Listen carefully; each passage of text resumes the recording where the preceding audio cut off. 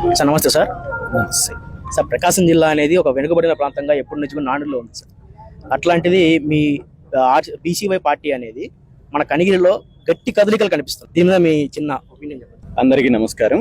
ఈరోజు రాష్ట్రంలో ఉన్న రాజకీయ పరిస్థితులు కావచ్చు, ప్రభుత్వ విధానాలు కావచ్చు, గత 20-30 సంవత్సరాల నుండి తీసుకున్నట్టయితే ఒక రకమైన దోపిడీ పరిపాలన కొనసాగుతోంది. వ్యవస్థలను, రాష్ట్రాన్ని, రాష్ట్ర సంపదని పూర్తిగా కూనీ చేసి కేవలము కొన్ని కుటుంబాలు, ఆ కోటరీలు మాత్రమే ఈరోజు అభివృద్ధి చెంది రాష్ట్రంలో ఉన్న అన్ని వర్గాలకి అన్యాయం జరుగుతోంది. ముఖ్యంగా బలహీన వర్గాలకు కావచ్చు, రైతులకు కావచ్చు, అన్ని రకాలుగా అన్యాయం జరుగుతోంది. కాబట్టి ఈ రాష్ట్రంలో ఒక ప్రత్యామ్నాయ రాజకీయ పార్టీ కావాలి, ప్రత్యామ్నాయ రాజకీయ వ్యవస్థ కావాలి, ప్రజా రాజకీయం కావాలనే ఆలోచనతో, ఆశయంతో భారత చైతన్య యోజన పార్టీని స్థాపించడం జరిగింది. ఎన్నికల తర్వాత ఈరోజు రాష్ట్రం మొత్తం మీద కూడా ప్రస్తుతం ఉన్న ప్రభుత్వ పరిపాలన గురించి కానీ, గతంలో ఉన్న పార్టీ యొక్క ఆ ప్రభుత్వం యొక్క పరిపాలన కానీ చూసిన తర్వాత రాష్ట్ర ప్రజలు ఈ విషయంలో పూర్తి క్లారిటీతో ఉన్నారు. ఖచ్చితంగా ఈ రాష్ట్రంలో ప్రత్యామ్నాయ రాజకీయం కావాలనేసి, అందులో భాగంగా ఈరోజు ప్రకాశం జిల్లాలో తీసుకుంటే రాష్ట్రం మొత్తం మీద కూడా వెనకబడిన జిల్లా అనే కంటే కూడా వెనక్కి నెట్టేయబడ్డ జిల్లా ఈ ప్రాంతము. ఎందుకంటే ఈ ప్రాంతానికి వెలుగొండ లాంటి ప్రాజెక్టులని చిత్తశుద్ధితో గతంలో ఉన్న ప్రభుత్వాలు కావచ్చు, ఇప్పుడున్న ప్రభుత్వం కావచ్చు పూర్తి చేసినట్టయితే ఈ 2-3 జిల్లాలకి అన్ని రకాలుగా సాగునీరు, తాగునీరు అందించి రైతులకు మంచి జరగడంతో పాటు పారిశ్రామికంగా అభివృద్ధి చెంది యువతకు అన్ని రకాలుగా మంచి జరిగే అవకాశం ఉన్నప్పటికీ కూడా పాలకులు కేవలము ప్రాజెక్టులు అంటే ఇది ఒక రాజకీయ అంశంగా తీసుకొని ఇందులో అవినీతి కోసం ఎక్కువ పాకులాడటం వల్ల ఈరోజు ఈ ప్రాంతం వెనకబడే అవకాశం ఉంది. వెనకబడిన దానికి కారణమైంది. ఖచ్చితంగా రాబోయే రోజుల్లో చైతన్యం తీసుకొస్తాము, ప్రజల్లో మార్పు తీసుకొని వస్తాము.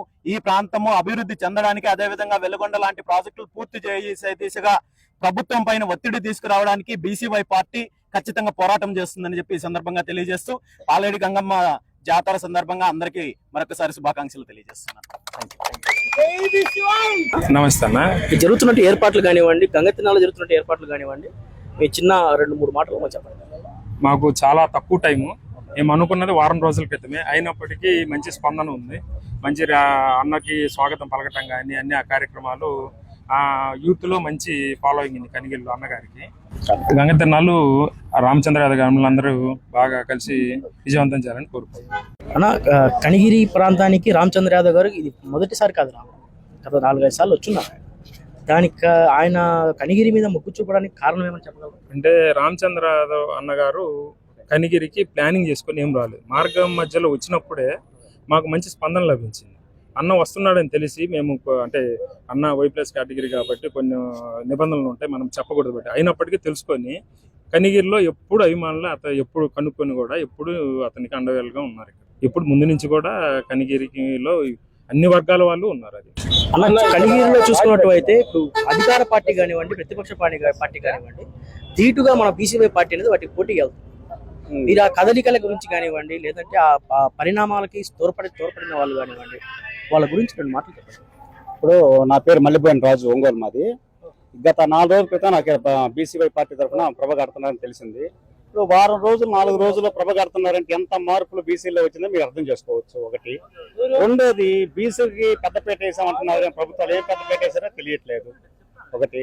ఇదేంటంటే కొంచెం మార్పు తెద్దాం, ఏది పబ్లిక్ లో కానీ పార్టీలో కానీ మార్పు తెద్దాం, బీసీ, ఎస్సీ, ఎస్టీ మైనార్టీలు అంతా ఐక్యంగా తయారవి ఒక బీసీ సామాజిక వర్గం అయిన బోడే రామచంద్రని బలపరుద్దామని మేమందరం కంకణం కట్టుకొని తిరుగుతున్నాము. ఇది 100% నీతి నిజాయితీగా చేస్తున్నాము. ఏదో షో చేయడానికి రావట్లేదు. ఆయన కళ్ళల్లో పడదాము, ఆయనకు ఫోటోలు దిగుదామని మేము రాలేదు.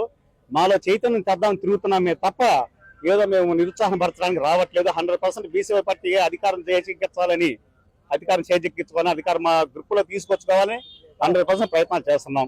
జై బీసీవై, జై బీసీవై.